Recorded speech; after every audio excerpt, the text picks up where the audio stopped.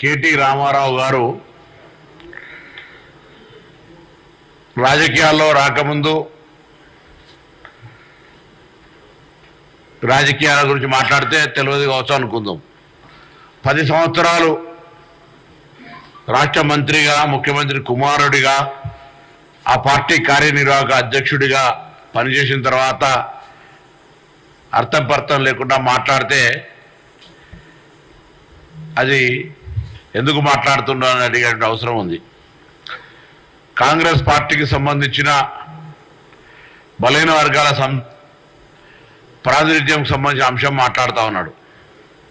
మేము 6 సీట్లు ఇచ్చినాం అట్లా ఇట్లా అని.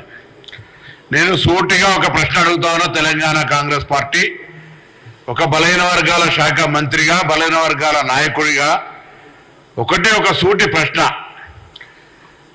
కేటీఆర్ గారు 23 ఏళ్ల కింద మీ పార్టీ పెట్టినప్పటి నుంచి ఇయ్యాటి వరకు మీ పార్టీ అధ్యక్షునిగా ఒక బలహీన వర్గాల వ్యక్తి దొరకలేదా అని అడుగుతా ఉన్నాం. రైట్, ప్రాంతీయ పార్టీ మీరే యజమాని, మీరే అధ్యక్షులు, మాకే ఇబ్బంది లేదు.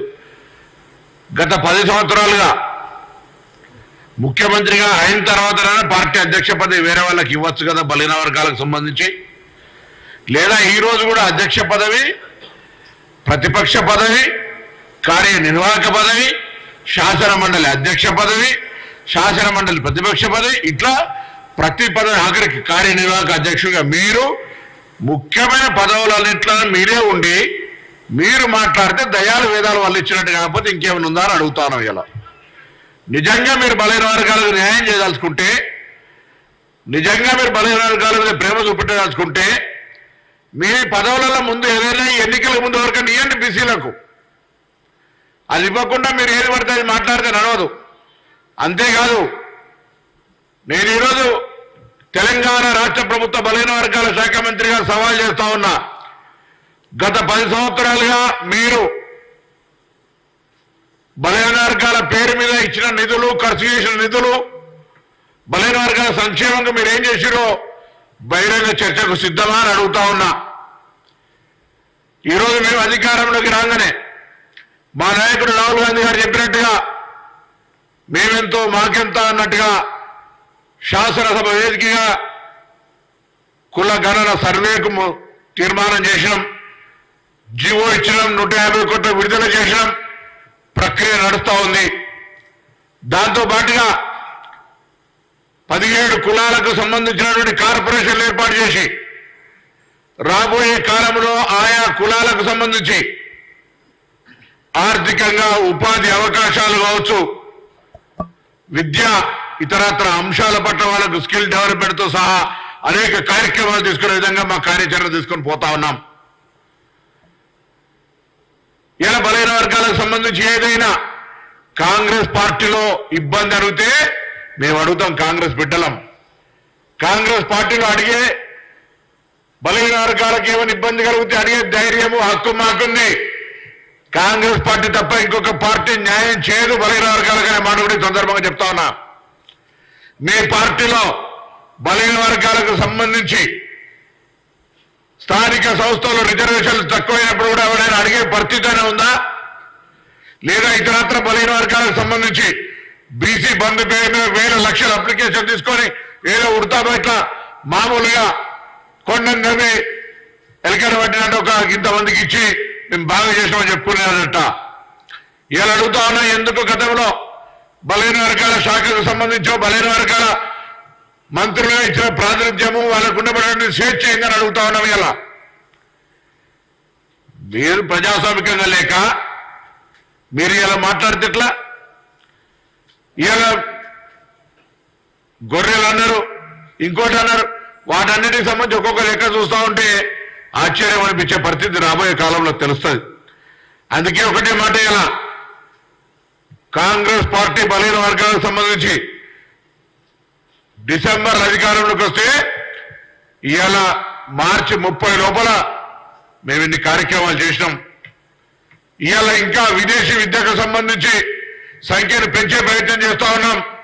ఇంకా ఇతరత్ర ఉపాధి అవకాశాలతో పాటుగా మారుతున్న కాలానికి అనుగుణంగా కుల వృత్తుల సాంకేతికత్వాన్ని తీసుకొచ్చి అటు విద్యకు ఇటు ఉపాధికి దూరమైన ఉద్యోగాలు లేనటువంటి వాళ్ళందరినీ కూడా ఆయా రంగాల్లో శిక్షణ ఇచ్చి వాళ్ళందరూ కూడా ఉపాధి కల్పించాలని ఆలోచనతో పోతా ఉన్నాం. అటువంటి సంబంధించి ఇంకా బలైన వర్గాలకు ఏదైనా మెరుగైన సేవ చేయగలిగితే కొన్ని సంవత్సరాలు అమెరికాలో ఉండొచ్చు కదా, ఇంకా అక్కడ ఉండేటటువంటి వాతావరణంలో బలైన వర్గాలకి చేస్తే బాగుంటుందని సూచన చేయగలిగితే చేయి. అదేవిధంగా రాజకీయపరమైన మార్పులు చేర్పుల్లో కాంగ్రెస్ పార్టీ అన్ని సందర్భాల్లో బలైన వర్గాలకు న్యాయం సహకారం అందించే ప్రయత్నం చేసింది. చేయకపోతే మేము పార్టీల అంతర్గతంగా బరాబర్ గొంతు విప్పుతాం. మీ దగ్గర అటువంటి గొంతు విప్పే అవకాశమే లేదు. మీరు పార్టీలో న్యాయం చేసింది లేదు. 23 సంవత్సరాల చరిత్రలో ఏ ముఖ్యమైన పదవి మీరు బలైన వర్గాలకు ఇచ్చిందే లేదు. ఉన్నోళ్ళని బయటికి పంపుకోవడం తప్ప.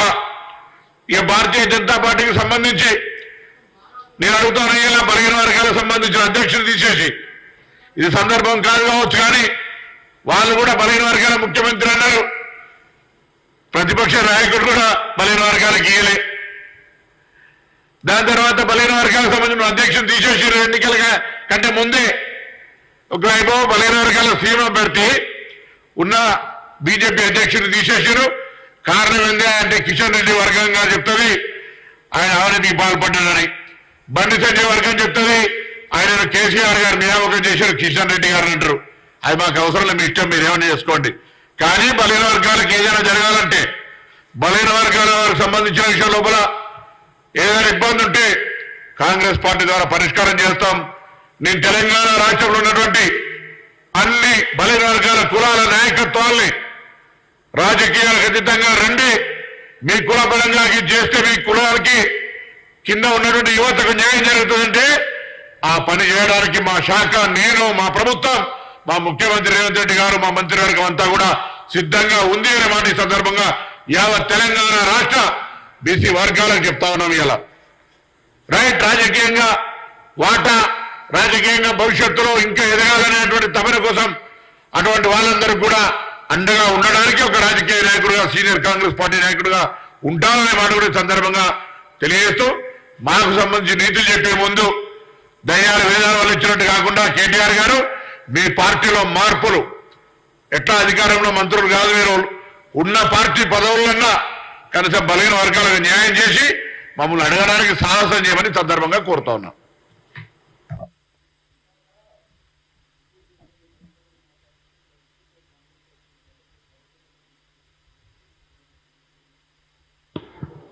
పాడిందే పాట పాస్పర్ల ఏంటది దాసరి అని నిన్నటి దాకా చాలా మంది నాయకులు వాడినరు.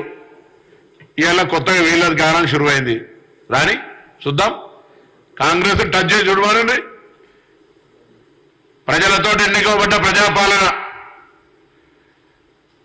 ఎన్నికై 100 రోజుల్లోనే అనేక కార్యక్రమాలు తీసుకొని పోతున్న ప్రభుత్వం, చేతనైతే ప్రజల దగ్గరకు 10 సంవత్సరాల్లో మేము ఏం చేసిన, కేంద్రం నుంచి విభజన హామీలు అమలు చేసినవా, తెలంగాణ ఏర్పాటు మీద ప్రధానమంత్రి స్వయంగా తెలంగాణ ఏర్పాటు పట్ల అవహేళనగా మాట్లాడితే అది తప్పు అని చెప్పగలిగే ధైర్యం, మగతనం ఉందా? అవన్నీ లేకుండా ఊరికేనే కాంగ్రెస్ పార్టీకి సంబంధించిన అంశం మీద మాట్లాడితే అది వాళ్ళకి తెలుసు.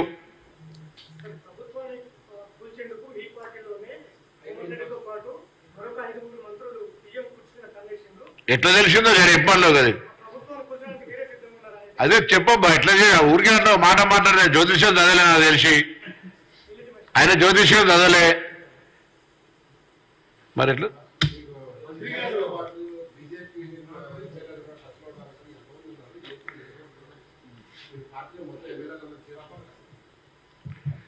మళ్ళొక్కసారి సందర్భంగా నేను గౌరవ కేటీఆర్ని కోరుతా ఉన్నా, బలైన వర్గాలకు సంబంధించి ఏదైనా మాట్లాడే ముందు మీ దగ్గర ఉన్నటువంటి పార్టీ పదవులల్లా బలైన వర్గాలకు న్యాయం చేసి వేరే పార్టీ గురించి మాట్లాడమని ఇతో చెప్తాను. అందరూ నమస్కారం.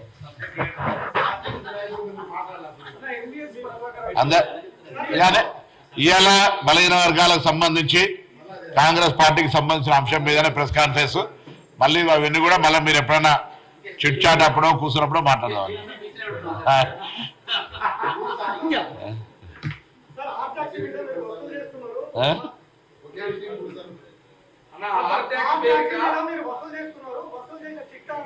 బీజేపీ దగ్గర పెట్టుమని బయట ఎందుకు దాచిపెట్టుకుంటున్నావు? ఆయనకి ఏమైనా వస్తుంది అనుకుంటున్నది అలా ఆయన కూడా ఆయన కూడా ఇప్పుడు కాంగ్రెస్ పార్టీ ఎప్పుడు బడుగు బలహీన వర్గాలకు వెనుకబడ్డ వర్గాలకు అందరికీ చేస్తున్నారు అంటున్నారు, కానీ పదవులందరూ ఒకే సామాజిక వర్గానికి అధిక ప్రాధాన్యత ఇచ్చారు. ఏమిటంటే చైర్మన్ పదవులు కానీ ఎక్కువ భాగం అడుగుతున్నాం. మా పార్టీలో బరాబర్ అడుగుతాం ఆ అంశాన్ని, బరాబర్ అడుగుతాం అంటారా మా పార్టీలో. మా పార్టీ మా అడుగుతాం కానీ ముందు నన్ను అడిగేటోళ్ళు అది ముందు వాళ్ళు న్యాయం చేయాలి. మీరు అడగచ్చు, మీరు పాత్రికేయులు, మీరు జరుగుతున్నటువంటి అన్ని అంశాలను అడగచ్చు. ఆ పార్టీకి సంబంధించి అడిగే ముందు ఆ పార్టీ ముందు నువ్వు సంస్కరించుకోవాలి అంటారు. అట్లా వాళ్ళ పార్టీలో వాళ్ళకి ఫస్ట్ నా వర్గానికి న్యాయం చేసి కదా నన్ను అడగాలి. నా దగ్గర తప్పు జరిగితే కూడా నేను అడగడానికి సిద్ధం కూడా నా పార్టీలే. అట్లా ఇంకా జీవో రాలే, ఇంకా జీవో రాలేదే, జీవో రాలే అంటున్నా.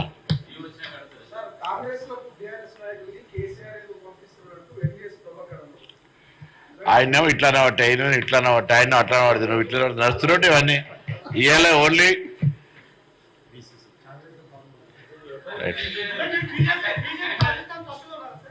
నేనా పొద్దుగాల నుంచి చిన్నప్పటి నుంచి కొట్లాడిన ఏవీపీ తోటి జాన్ గయే పర్వానే అర్థమైందా? విన్నావా? పొద్దుగాల నుంచి కాలేజీలో 1987లో డిగ్రీ కాలేజీలో ఏబీ మీద గెలిచినటువంటి మొగని నేను. వాళ్ళ జీవితంలో ఎన్నడూ కూడా భారతీయ జనతా పార్టీ అనే మాట. కాబట్టి ఎవడన్నా మూర్ఖుడు మాట్లాడితే ఒళ్ళు నాలుక రెండు దగ్గర పెట్టుకుని కొడతారు. నా గురించి ప్రస్తావిస్తే 5 వరకు వాళ్ళు అడుగుని నాటువంటి గురించి వాళ్ళకి అడిగే ధైర్యం కూడా చేయరు. అయ్యా పార్టీ నిర్వహిస్తే ఎవరైనా ఇప్పుడు ఎవరైనా ఇచ్చిన వాళ్ళు టికెట్లు వాళ్ళని ఇప్పించుకున్నాం అని చెప్పుకుంటారా? పార్టీ ఎట్లా నిర్వహిస్తే అట్లా అన్న. పార్టీలో నేను ఇప్పుడు కూడా తెలంగాణ కాంగ్రెస్లో ఎమ్మెల్యే సీట్లప్పుడు కూడా ఢిల్లీకి పోయి అడిగినాం, ఎంపీ సీట్లప్పుడు కూడా పార్టీ చెప్పింది, ఎంపీ సీట్లప్పుడు కూడా బరాబర్ టికెట్లు ఇవ్వని అడుగుతున్నాం. దానికి సంబంధించి అది మా పార్టీలో బరాబర్ మాకు మేము బీసీ లీడర్గా మా వాయిస్ రేజ్ చేస్తాం. నేను ఇంతకుముందు చెప్పిన దాంట్లో మొహమాటం లేదు, ఎక్కడైనా మాట్లాడతాను. కానీ నేను ఒక బాధ్యత గల వ్యక్తిగా నా ఇంటర్నల్గా నా పార్టీలో నేనేం మాట్లాడుతున్నానో మీకు చూపించడానికి వింటూ రైట్. అంతా నమస్కారం.